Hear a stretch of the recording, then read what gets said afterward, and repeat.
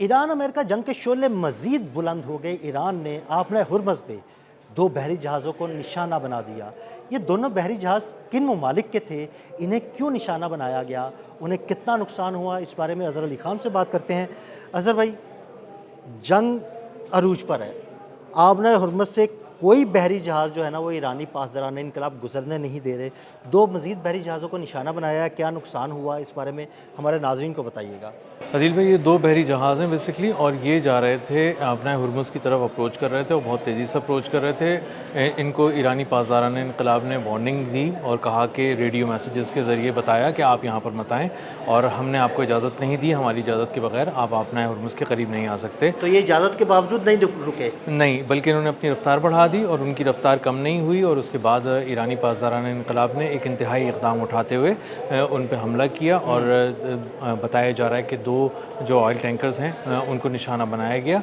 इनको anti ship cruise missiles के ज़रिए रिपोर्टेडली जो बताया जा रहा है कि निशाना बनाया गया, और ये एक शारजा की पोर्ट के करीब निशाना बनाया गया, क्योंकि इन्होंने बेसिकली जो ईरान ने एक आबना हुर्मुज़ का एक नया नक्शा दिया था, और उस नए नक्शे के अंदर बहुत सारी ऐसी मकामात भी थे जो यूएई के पोर्ट्स के करीब थे। तो यूएई के पोर्ट्स निकलते ही बहुत के करीब ही पानियों के अंदर आप ईरान की नई हुदूद में दाखिल हो जाते हैं, और अगर ईरान की हुदूद में दाखिल हो जाते हैं तो फिर ईरान की ज़िम्मेदारी है कि आप ईरान से रब्ता करें और उसके बाद वो अपना हुर्मुज़ पार कराएं, और अगर ऐसा नहीं होता तो उन पर हमला होता है। तो ईरान ने एक बाकायदा मैसेज दिया उनको और कहा कि आप हमारे पानियों के अंदर हैं, और जब उन्होंने इसको रिस्पॉन्ड नहीं किया और अपनी रफ्तार को बरकरार रखा, तेज़ी से आगे बढ़ते रहे, तो उसके बाद उन्हें निशाना बनाया गया वहाँ पर, और उसको निशाना बनाए जाने के बाद उसमें आग लग गई। और UKMTO जो UK की मैरीटाइम ऑर्गेनाइजेशन है, उसने भी इसको कंफर्म किया कि जहाज़ पे आग लगी हुई देखी, और उसके बाद वो एक तरह से बिल्कुल ही एक तैरती लाश बन गया, और उसके बाद उसको ले जाया गया बाद में, और वो खुद से नहीं जा सकता था क्योंकि उसका इंजन बुरी तरह तबाह हो गया था। अच्छा अज़हर भाई, कुछ पता चल सका कि ये दोनों जहाज़ किन ममालिक के थे, किस मुल्क के झंडे तले सफ़र कर रहे थे? कुछ इस बारे में कोई इत्तलात आई हैं सामने? इस बारे में UKMTO ने भी कुछ नहीं बताया, और इस बारे में वैसे भी कुछ इल्म नहीं है, क्योंकि बहुत सारी चीज़ें ऐसी होती हैं जिसको छुपाया जाता है। यानी ऐसे फील हो रहा था जैसे एक फॉल्स फ्लैग ऑपरेशन हो रहा था या अंडरकवर तिजारत हो रही थी तेल की। ऐसा मुमकिन है कि क्योंकि बहुत सारे जहाज़ जो होते हैं जो अपनी शनाख्त ज़ाहिर नहीं कर रहे होते, जो रुक नहीं रहे होते, और जो ईरान से पहले से बात करके नहीं जा रहे होते, क्योंकि अब ये तो कोई नई बात है नहीं, ये तो एक न्यू नॉर्मल हो गया है कि अगर आपको अपना हुर्मुज़ से गुजरना है तो आपको ईरान से परमिशन लेनी पड़ेगी, और अगर आप ईरान से परमिशन लेके नहीं आ रहे और अमेरिका की परमिशन से आगे आ रहे हैं तो इसका मतलब है आप तो मैं यही पूछने वाला था कि अगर ईरान की परमिशन से नहीं आ रहे और अमेरिका की परमिशन से आ रहे थे तो अमेरिका उनको बचाने के लिए मैदान में नहीं आया? नहीं, अमेरिका नहीं आया, क्योंकि अमेरिका को अंदाज़ा है कि वो पहले भी दो एंटी क्रूज़ शिप जो है वो मिसाइल खा चुका है अपने उसके जदीद जो जंगी जहाज़ से वो तबाह हो चुके हैं, और वो ओमान कोस्ट के करीब हुए थे। तो इसके बाद उनका अंदाज़ा हो गया कि वो ना ओमान की पानियों के करीब आ सकते हैं, ना ईरान की पानियों के करीब आ सकते हैं, और अपना हुर्मुज़ का जो एक नया नक्शा है उससे कम से कम 500 किलोमीटर दूर खड़े रहते हैं, और उसको बार बार इसके बावजूद कि वो कहते हैं कि हमारी निगरानी में आप आगे जा सकते हैं, वो अब तक किसी को महफूज रास्ता नहीं दे सके हैं। तो अब इन सारे हमलों के बावजूद जो दुनिया भर की शिपिंग कंपनियां हैं या ऐसे शिप जो फॉल्स फ्लैग ऑपरेशन करते हैं, किसी और मुल्क के झंडे तले निकलते हैं तेल लेकर, उनकी समझ में ये बातें नहीं आ रही कि भाई अगर वो ऐसी हरकत करेंगे तो ईरान उनको उड़ा के रख देगा? हाँ, वो रुक जाते हैं, लेकिन कभी कभी वो कहते हैं कि ज़रा हम रिस्क लेके देखते हैं थोड़ा सा। कभी कभी उनको फिर अमेरिका पे एतबार आने लगता है, वो कहते हैं कि हाँ शायद थोड़ा सा हम आगे जाएंगे तो अमेरिका हमें शायद किसी तरह निकाल दे। अच्छा, और जो ये चूँकि बड़े ऑयल टैंकर्स होते हैं, अगर ये एक दो भी निकल जाते हैं ना तो बड़ा फ़ायदा हो जाता है। तो अगर बहुत सारे रुक जाएँ और एक आध दो निकल जाएँ तो भी शिपिंग कंपनीज़ को फ़ायदा होता है। तो इससे अंदाज़ा ये होता है कि वो अभी भी जो है वो ईरान से डरते हैं, लेकिन कभी कभी रिस्क ले लेते हैं, और जब रिस्क लेते हैं तो बाज़ दफ़ा उनको बहुत ही बुरी चोट पड़ती है।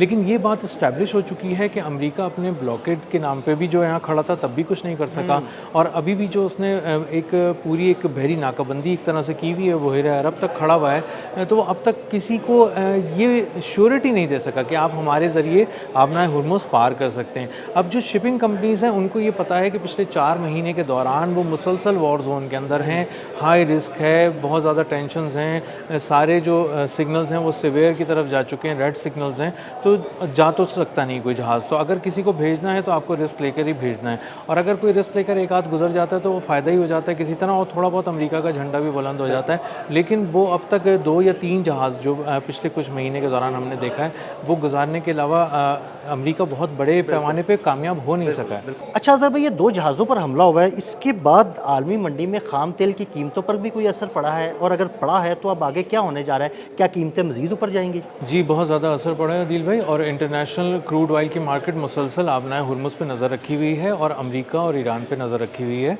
और इनके हमले जब मुसलसल बढ़ रहे थे तो उस दौरान भी ऑयल मार्केट रिएक्ट कर रही थी। लेकिन जब ये 2 जहाज़ तबाह हुए हैं और आबनाए हुर्मुज़ पे टेंशन बहुत ज़्यादा बढ़ गई है, तो क्रूड ऑयल दूसरी बार एक बार फिर $90 को क्रॉस कर गया।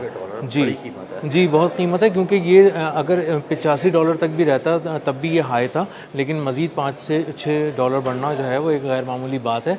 और $90 क्रॉस करने के बाद इसको फिर रिएक्ट करना शुरू किया स्टॉक मार्केट्स ने दुनिया भर की, और वहाँ एशियन मार्केट्स में ख़ास तौर पर मंदी देखी गई और बहुत सारे शेयर्स ऑफलोडिंग देखी गई। और उसकी वजह यही है कि सरमायाकार इस बात को बहुत अच्छी तरह महसूस कर रहे हैं कि आने वाले दिनों में महंगाई भी बहुत होनी है, तेल भी महंगा होना है, और इसके असरात जो थोड़े बहुत किसी तरह समेट रही थी दुनिया, अब ये दोबारा फैलने तो जा ये रहे हैं। पाकिस्तान पर क्या असरात मुरतब होने वाले हैं इन कीमतों के बढ़ने से?